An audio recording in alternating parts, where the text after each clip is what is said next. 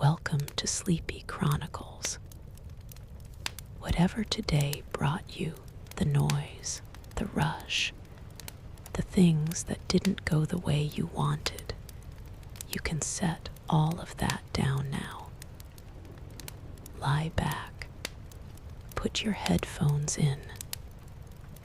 Let your shoulders drop and your jaw unclench.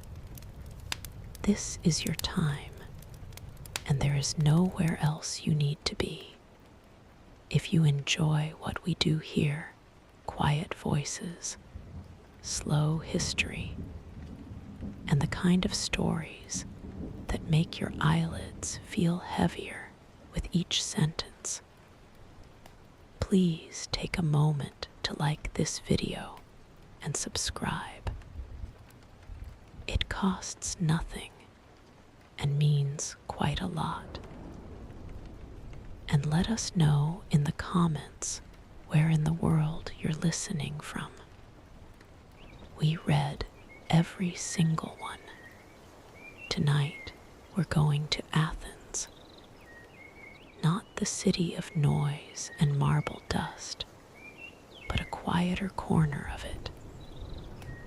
A garden with stone benches and the smell of fig trees, where a very old man is about to tell you something about a place that no longer exists, or perhaps never did.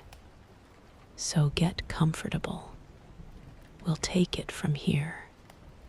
The afternoon light stretches thin across the stone floor, turning everything amber and slow. You are sitting on a bench in the garden of the academy. The fig tree to your left drops one leaf at a time, unhurried. There are 7 of you today, usually more, but the heat kept people home. Lysander is beside you, his wax tablet open, his stylus moving before anyone has said a word. He always does this, writes the date, the weather, his own name, as if the universe might forget who was present. You have nothing open. You are just watching the old man arrange himself on the stone seat across from you. Plato does not rush. He sets his hands on his knees, looks at the garden, then looks at all of you, one by one. I want to tell you about a place, he says. Lysander's stylus pauses. A place that was very powerful and very beautiful and very certain of itself.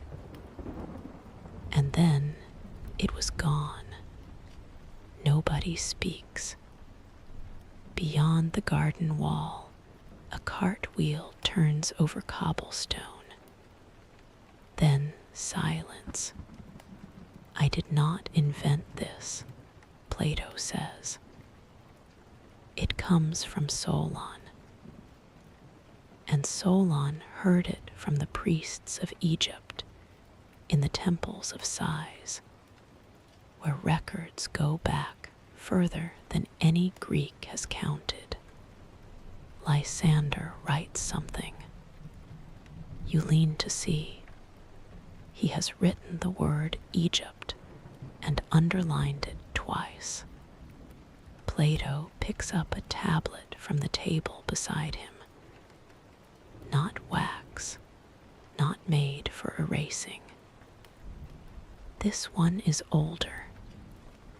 Edges worn smooth, surface a deep gray. He holds it the way you might hold something carried a long distance. The place was called Atlantis, he says. The word lands quietly. doesn't sound invented. It sounds like somewhere you simply haven't been yet. It was an island, he continues, larger than Libya and Asia combined, beyond the pillars of Hercules. It had harbors, temples, canals cut in perfect rings, one inside the other, so that from above it would have looked like the eye of something enormous, looking back at the sky. You close your eyes. You can almost see it. Rings of water, stone bridges, clouds reflected on still harbor water. The people were descendants of Poseidon himself. For generations they were good, modest. They built because they needed to, not to prove something. They were given rich soil, warm weather, metals other places had never seen. And for a long time, that was enough. Lysander looks up, just for a second, then back down. Plato sets the tablet on the table. It sits there like something waiting to be picked up. The fig tree drops another leaf. What happened to them? Someone asks. A younger student asking the way children ask, without embarrassment. Plato looks at him for a long moment.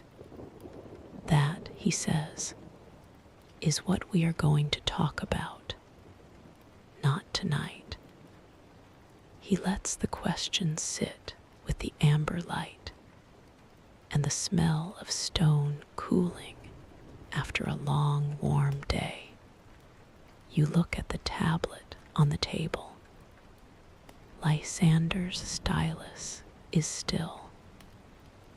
For the first time since you have known him, he has stopped writing. The garden is quiet. The city beyond the wall has gone distant and soft. The old man across from you is in no hurry, and neither, you realize, are you. You will come back tomorrow. You already know this. For now, the word Atlantis sits at the back of your mind, turning slowly, like a leaf that hasn't decided which way to fall, and your eyes are already growing heavy. You didn't sleep well. Not badly, no nightmares, no noise from the street. Just a wakefulness that kept returning, pulling you back each time you got close to the edge. And each time, the same word was there, sitting quietly in the dark. Atlantis. So you came early, before the others, before the heat. The garden in the early morning is a different place. Stones still cool, light coming in low through the trees. The fig tree casting a long shadow across the bench where you sat yesterday. You sit in the same spot. The tablet is still on the table. Plato left it there, and nobody moved it. It looks smaller in the morning light, just a flat gray stone with worn edges. But you don't walk past it. You sit and look at it from across the circle. The way you might look at something you're not sure you're allowed to touch. You don't touch it. Lysander arrives before anyone else. You have never once beaten him here until today. He stops when he sees you, then sits 2 seats away, opens his tablet, writes something. Then, without looking up, you couldn't sleep either. It isn't a question. You don't answer. He doesn't need you to.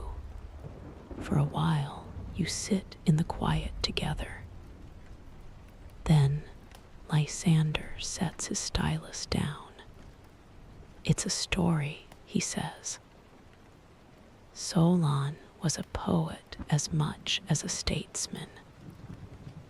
Poets make islands larger, harbors deeper, people nobler than they were.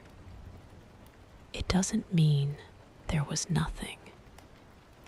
It means you can't take the measurements literally. You know he is probably right.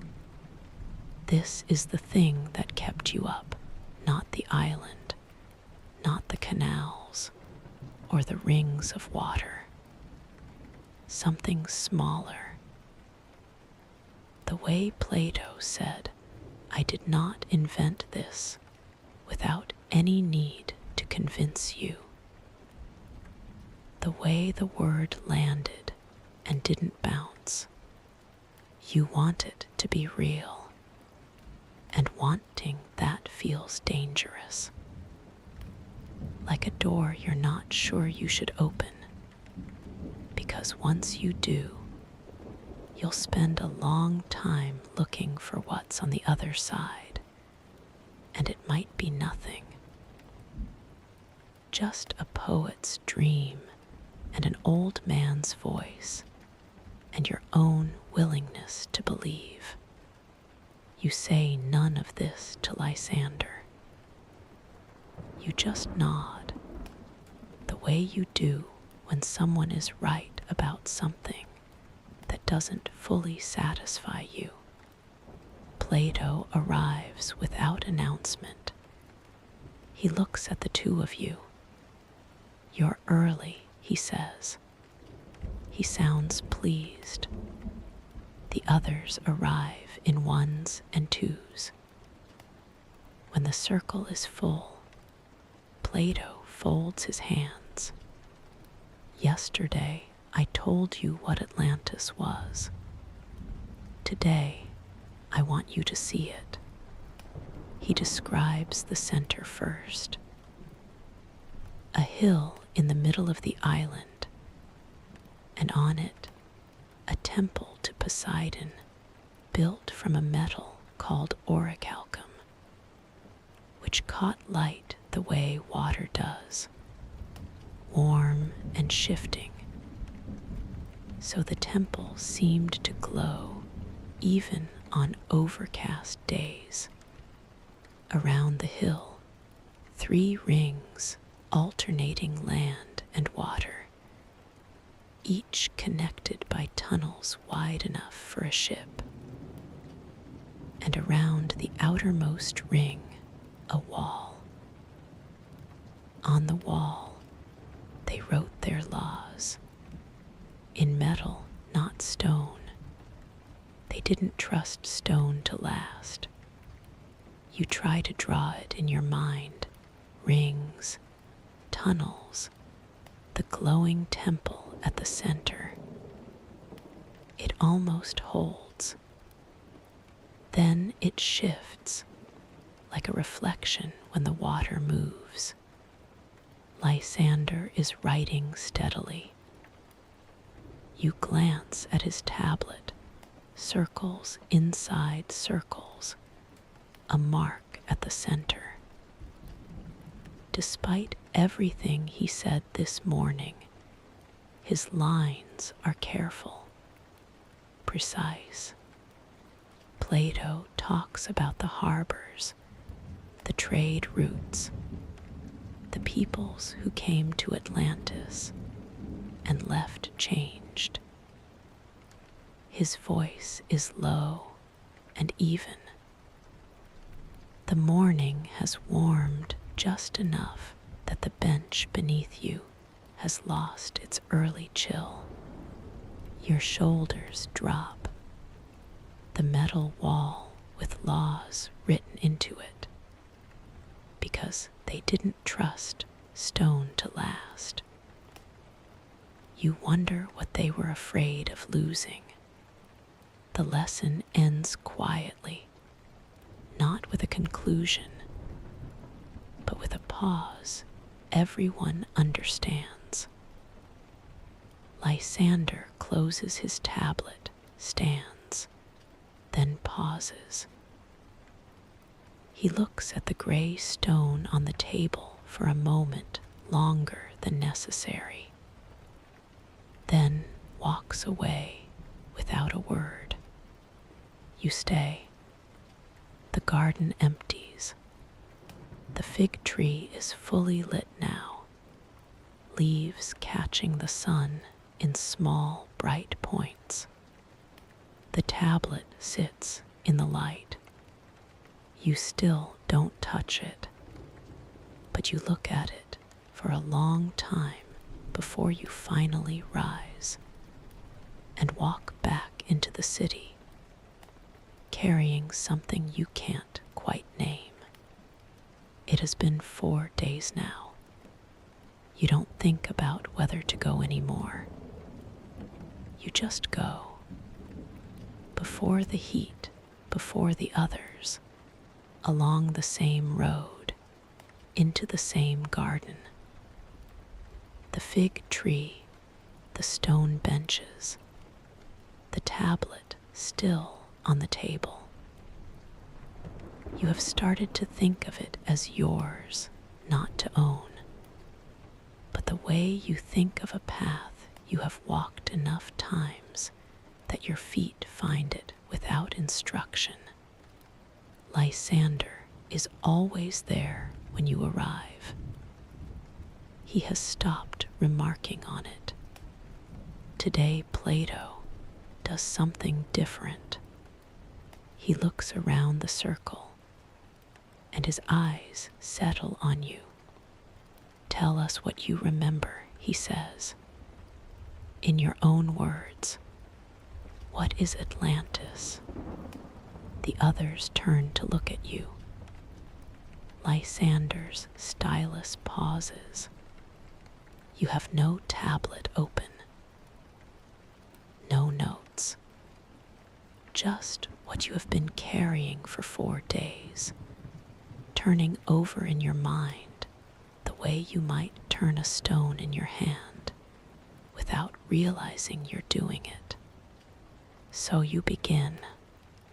The hill first, the temple on top, the orichalcum catching light like water. Then the rings, 3 of them, land and water alternating, the tunnels between. The wall at the edge, metal not stone, because they didn't trust stone to last. You speak slowly, and as you speak, you realize you can see it, not vaguely, clearly. The way you can see a place you have been, not one you have only heard described. The light on the temple, the shadow of the wall on the water. You stop. You have reached the edge of what you know. The island stands in your mind, complete and gleaming. But you don't know what happened to it. And that gap, that silence where the ending should be, sits in the middle of everything like a missing stone in a floor. That's where I stop, you say. I don't know what came next. Plato nods. as if this is exactly the right place to stop. That is because we haven't reached it yet, but we are close. He is quiet for a moment. The people of Atlantis were not always what they became, he says. In the beginning, they were good. But goodness, when it is never tested, when everything is given and nothing is refused, it softens. It becomes something that looks like goodness, but is not. They grew proud, not suddenly, not all at once. It happened the way most things happen, slowly, then completely. Each generation kept the forms of the old ways, but the feeling behind them had gone somewhere else. They wanted more than they had been given, and they had been given almost everything. Lysander is writing fast now, not his usual careful pace. You glance at his tablet. The circles from 2 days ago are still there. Now there are words around the outside, too small to read. Power does that, Plato says. It doesn't announce itself. It just quietly rearranges what a person thinks they deserve. The morning light has moved.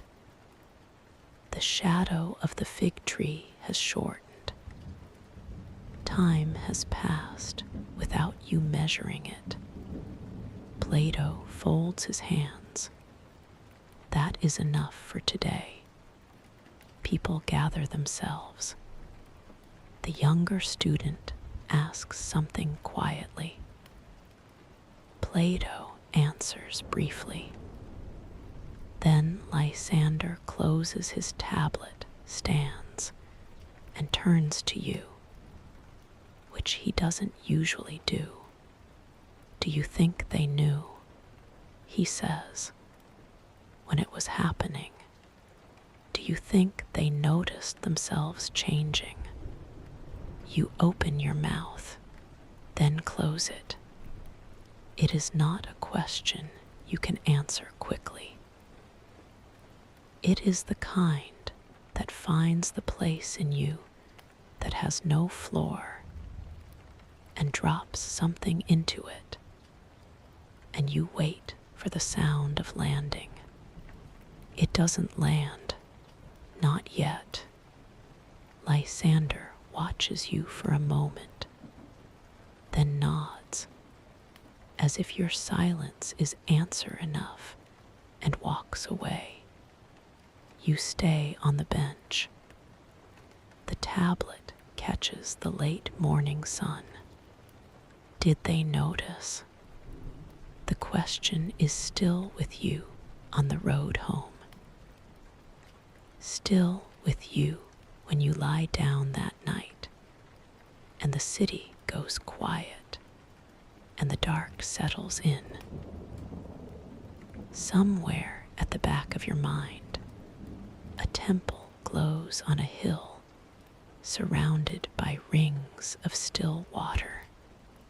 You don't have an answer, but the question feels important in the way that means something is coming. Something Plato hasn't said yet. And when he does, you will be ready. Your eyes grow heavy. The water is still. The temple glows. And somewhere beyond the outermost wall, something moves in the dark, slowly, quietly, like a change that has not yet decided to announce itself. Plato is late. This has never happened before. You know his rhythms by now, the gate, the footsteps on stone, the way he arranges himself without looking at anyone first. Always before the circle is full. Always before the light has moved past a certain angle in the garden. Today the light has moved, and the circle is full, and the seat across from you is empty. Lysander is beside you. He has not opened his tablet. His stylus is in his hand, but he isn't writing, just holding it, the way you might hold something without meaning to. The garden is very quiet. Then the gate opens. Plato walks in the way he always does, no hurry, no apology. He sits, looks at the garden, then looks at all of you, one by one, the way he did on the very first day. Something in his face is different, settled, the way a person looks when they have decided to say something they have been carrying for a while. Today, he says, we reach the end. Nobody moves. He begins with what came before the end, because the end, he says, did not arrive without invitation. The people of Atlantis had been moving toward it for generations. Slowly, the way a ship drifts off course by small degrees, until the coast it expected is not the coast it finds. They began to want what they did not have, other lands, other peoples. They sent ships not for trade as they once had, but to take. Athens resisted, but it was not Athens that stopped them. He pauses. The gods looked at what Atlantis had become, and they decided. He says it the way you might report weather. Something observed from a distance. In a single day and night, he says, the island sank into the sea. The words fall into the garden and stay there. Not fire, not a slow decline. One day and one night. The harbor, the rings, the tunnels, the wall with laws written in metal. The temple on the hill with the orichalcum that caught light like water. All of it down and gone, and the ocean closed over the top as if it had never been interrupted. You are looking at the tablet on the table. You are thinking about the people who woke up that morning, who had their habits, their roads, their routines, who did not know it was the last day, who were, most of them, not the ones who made the decisions that brought it to this, just people, living in the only world they had ever known. There are records, Plato says more quietly, from the priests of size. They mention people who arrived in other lands, speaking no known language, carrying very little. Some settled, some kept moving. Where they went, the records do not say. Or perhaps they say, and I have not found it yet. He leaves that there. Lysander has finally opened his tablet, but he isn't writing. He is looking at the diagram he made days ago. The circles, the mark at the center. Plato folds his hands. That is the story as I have it. What you make of it, that is yours. The lesson ends quietly. Nobody asks a question. The younger student leaves with his head down. Others follow. Lysander closes his tablet. Stands. This time he doesn't turn to you. He walks toward the gate steadily, as if he needs to be somewhere else before he decides what he thinks. You watch him go, and then you are alone. You and the fig tree, and the low table, and the gray stone that has been sitting there since the first day. You reach out, you pick up the tablet. It is lighter than you expected. The edges smooth, the way only very old things are smooth, worn not by one person, but by time, by hands whose names are gone. The surface is cool. No writing you can see, just stone and the faint warmth of the morning sun. You hold it for a long moment, then set it back down, carefully, in exactly the same place. You sit with your hands in your lap, and the garden quiet around you. The word Atlantis somewhere at the back of your mind, not turning anymore, just resting. The way something rests when it has finally been set down after a long time of being carried. Your eyes are heavy. The water is still. The temple is dark.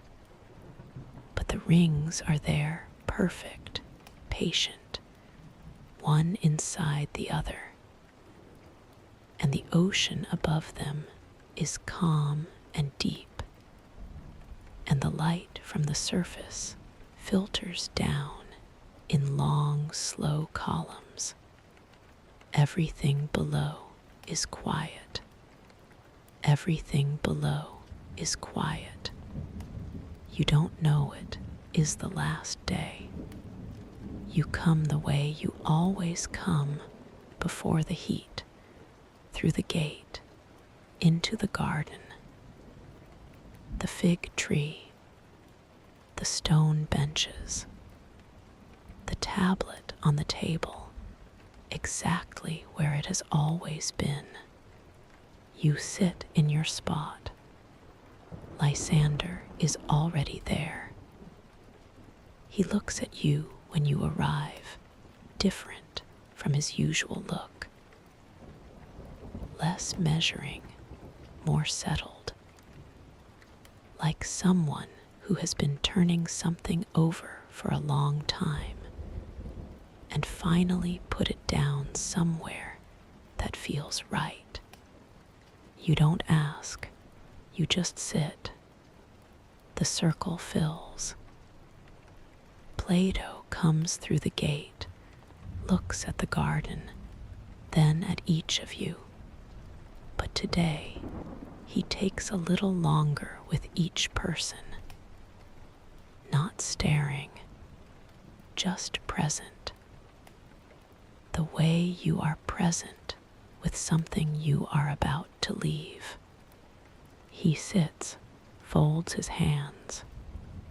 I want to tell you something before we finish.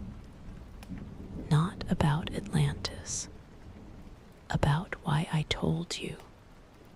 The garden is very still. I did not tell you this story so you would believe it. And I did not tell you so you would dismiss it. I told you because a story like this, one that cannot be confirmed, cannot be disproved, that sits at the edge of what we know, asks something of you. It asks you to sit with not knowing. And that is harder than it sounds. You look at the tablet on the table. 4 days of not knowing. It followed you home each evening, came back with you each morning. And somewhere along the way, without your deciding it, the not knowing stopped feeling like a problem. It started feeling like company. The people of Atlantis believed they were permanent, Plato says. They wrote their laws in metal because they thought stone would not last.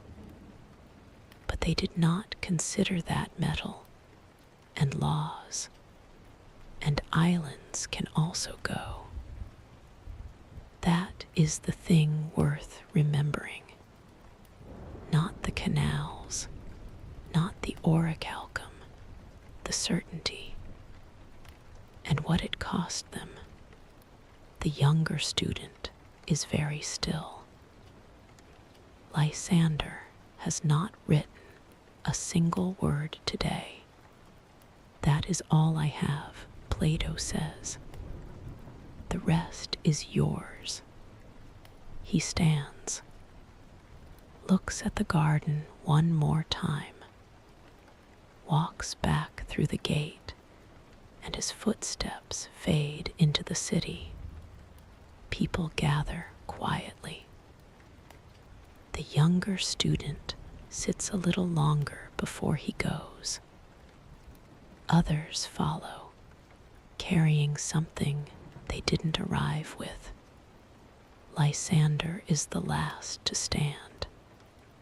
He turns to you fully, the way he turned on the 3rd day, but different now.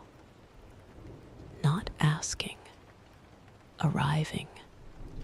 I've been thinking about what I said at the beginning, he says. That it's a story. That Solon was a poet. He pauses. I still think that's probably true, but I'm not sure it matters. He walks toward the gate. Nothing unresolved in the way he moves. You watch him go, and then you are alone. The garden is quiet. The fig tree holds its leaves still.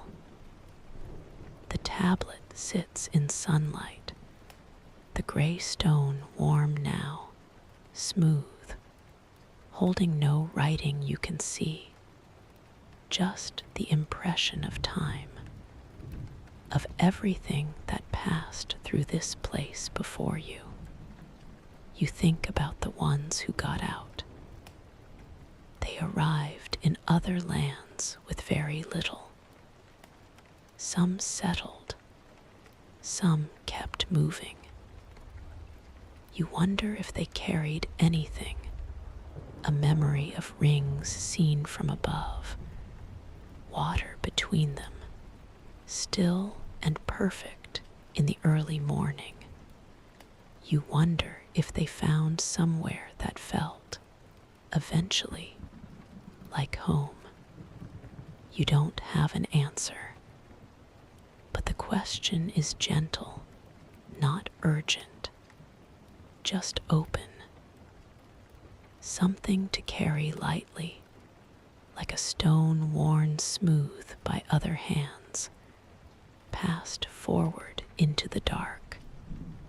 You stand, look at the tablet one last time, leave it where it is.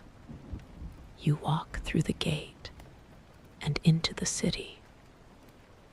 The noise of Athens rises around you, cartwheels, voices, stone warmed by sun.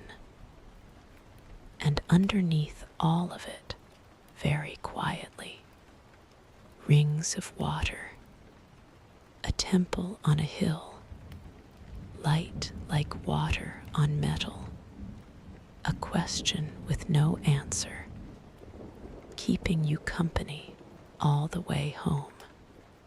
Your eyes are growing heavy. Let them close. The ocean is dark and still, and somewhere far below, where the light comes in long, slow columns, the rings are there, patient and perfect, and waiting for nothing.